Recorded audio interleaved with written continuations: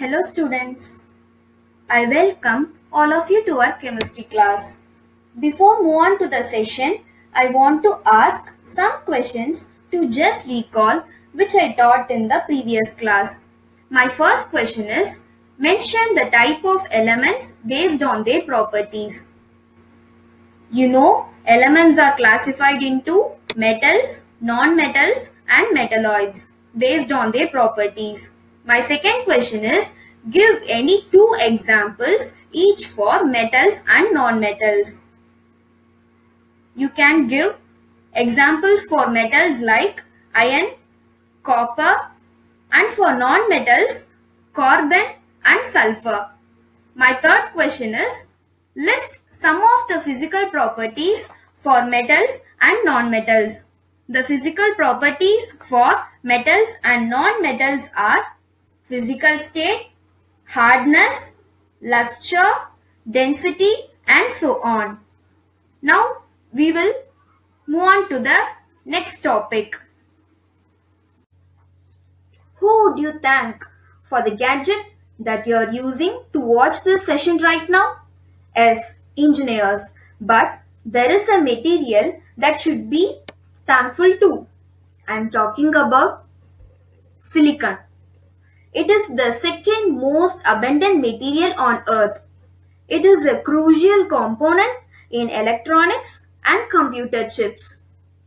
You are aware that materials exist as metals and non-metals, but that it now, let's make a little more interesting for you. Silicon is neither a metal nor a non-metal. It belongs to a third group of materials called metalloids. Elements which have some properties of metal and some of non-metals are called metalloids. Metalloids are all solid at room temperature and they can form alloys with other metals. Metalloids are also called semi-metals.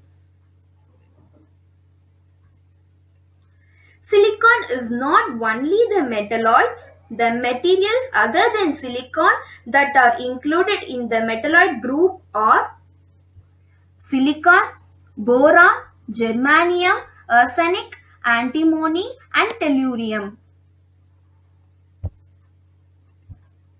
Arsenic is the best known as a poisoning substance. Then the other metalloid, tellurium, like silicon, finds application in building electronic components because of its behavior as semiconductor. In addition to this, substances made in tellurium are used in ceramics and glass. Up next is the germanium. Its value was recognized during World War II and was used in radar communication. Now, germanium finds use in solar cells and for solar panels. Now, let's look at some properties of metalloids. Metalloids have generally solids like metals and brittle like non-metals. Its ability to conduct heat is neither as high as metals and nor as low as non-metals. So is in between the metals and non-metals. And the metalloids conduct electricity at a high temperature. The metalloids that conduct electricity at a high temperature is called semiconductors. So, the material silicon that we are talking about earlier behave as a semiconductor and can be used in high-tech electronic devices. Let's discuss about the uses of metalloids. Silicon is used in electronic gadgets like monitor, keyboard, webcam, earphones, digital camera, laptop, computer, printer and so on. Boron is used in firework and as a fuel for ignition in rocket. We know air around us. It's made up of different types of gases. There is oxygen, nitrogen and hydrogen gas. So now what do you observe? Nitrogen gas N2 shows that two atoms of nitrogen combine to form a nitrogen molecule. So this is an element and it is composed of same kind of atoms. Similarly, oxygen.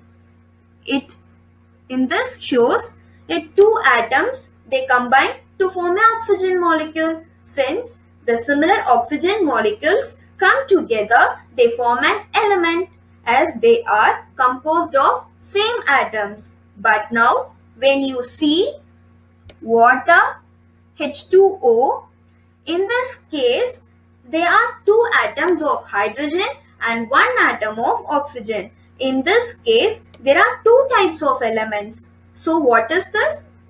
Let's try to find out.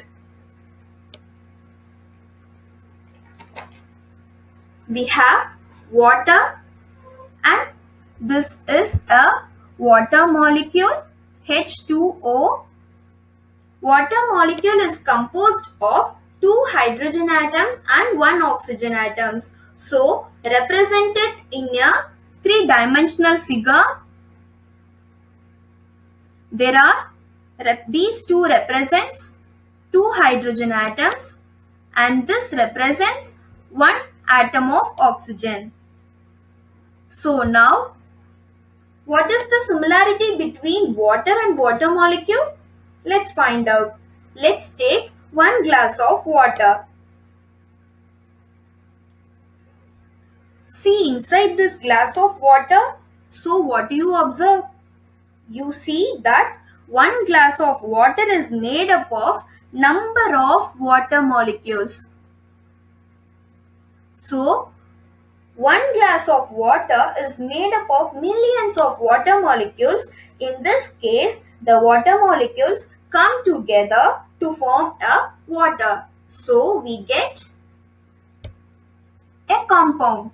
A compound is a pure substance composed of two or more elements combined chemically in a fixed ratio.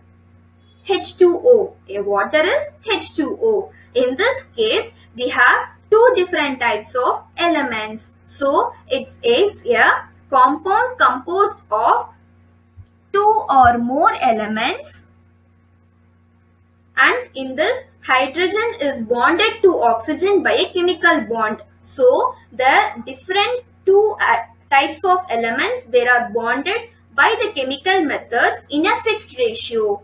Keep in mind, the ratio of the element is always fixed. So, a compound is a pure substance. We know a pure substance has two properties. One is homogeneous and other one is it has only one kind of particles. A compound contains atoms of two or more elements combined chemically.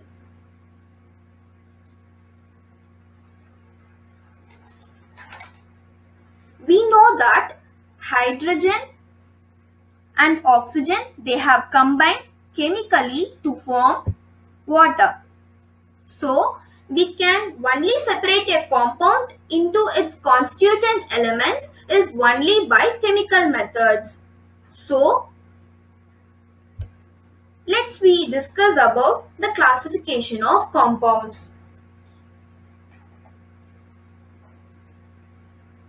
The classification of compounds is inorganic components and organic components. Inorganic components.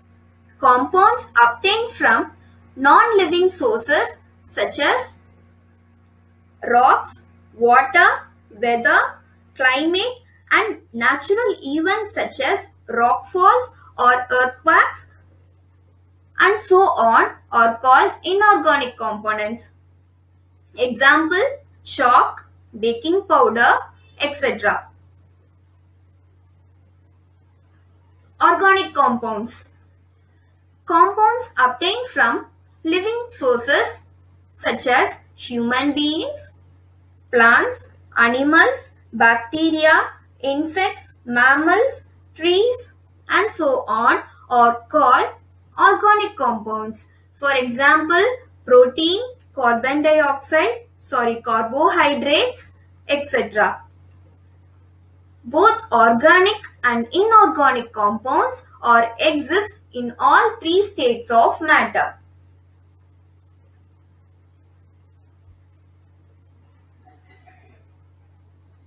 Everything around us is matter. Matter can exist in three states: solid, liquid, gas. The factor that decides whether the state of matter is going to be a solid, liquid or gas is the arrangement of molecules in the substance. Let us learn about more the arrangement of molecules in solid, liquid and gas. Solids have a definite shape and occupy a definite space. Molecules of solids are packed together tightly. This means the intermolecular space between the molecules is very less, so molecules of solid cannot move freely. Tight arrangement of molecules in a solid substance gives a solid its definite shape.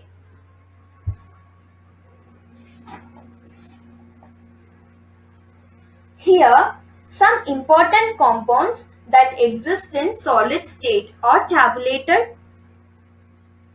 For the compound silica, it is composed of silicon-oxygen elements. For the compound potassium hydroxide called caustic potash is composed of potassium, hydrogen, oxygen elements. For the compound sodium hydroxide called caustic soda is composed of sodium, oxygen, hydrogen elements. For the compound copper sulfate is composed of copper, sulfur and oxygen elements. For the compound zinc carbonate called calamine is composed of zinc, carbon and oxygen elements.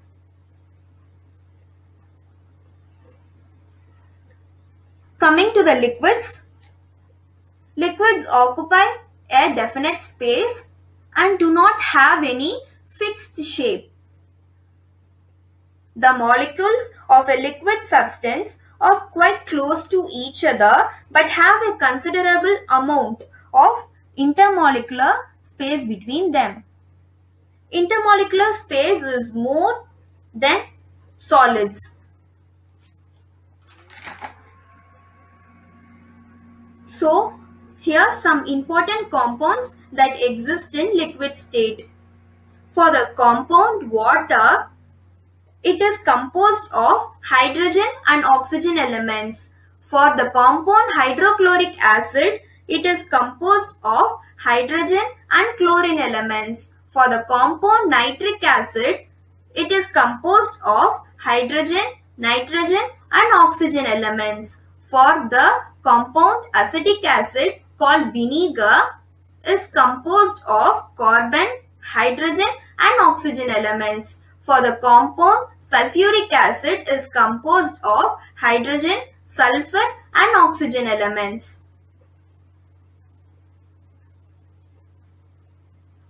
Gaseous state. A gaseous state have no fixed space and it occupy a definite shape. Molecules have a lot of intermolecular space between them. Molecules are far from each other and free to move about. Here, some important compounds that exist in gaseous state. For the compound carbon dioxide and carbon monoxide is composed of carbon and oxygen elements. For the compound sulfur dioxide is composed of sulfur and oxygen elements. For the compound methane is composed of carbon and hydrogen elements. For the compound nitrogen dioxide is composed of nitrogen and oxygen elements. For the compound ammonia is composed of nitrogen and hydrogen elements. Let's see the uses of compounds.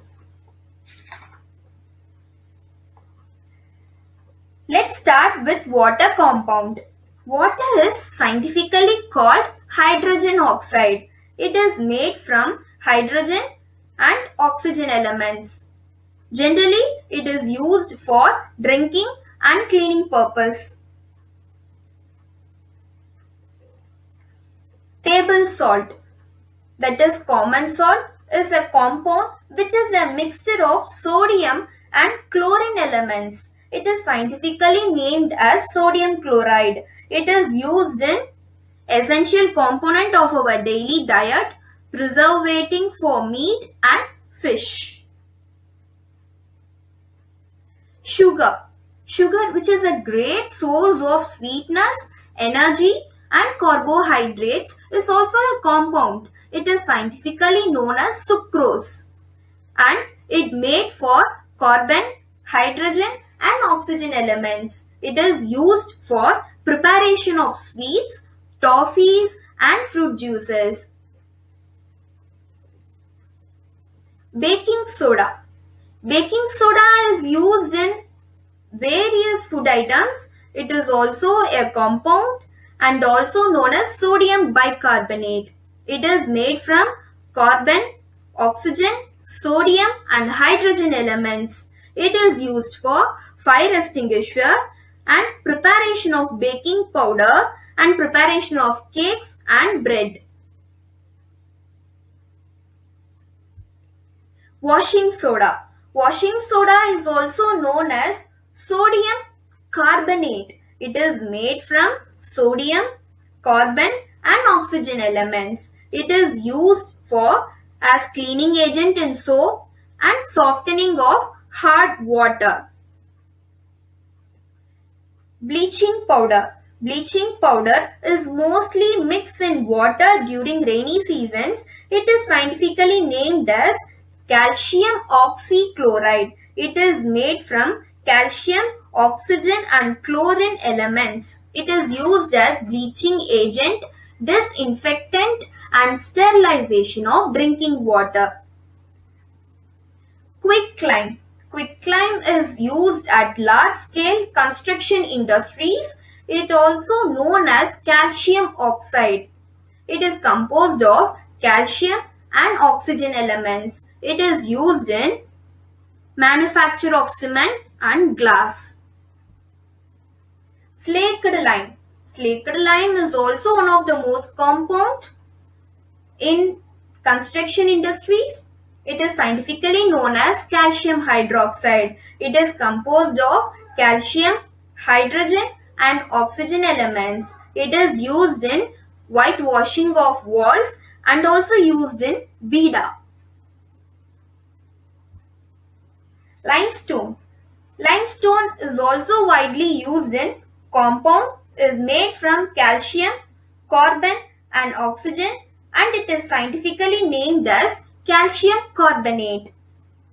It is used in the preparation of chalk pieces. And that's all in this session. Now you will know about the uses of compounds in daily life, right? Next is assignment time.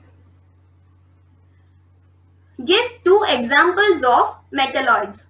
Mention any 3 compounds that exist in liquid state. Write 3 properties of metalloids. Mention the uses of following components are baking soda, bleaching powder, quicklime. Here, I attached the answers for the assignment. Kindly watch the video and note it down in your notebook.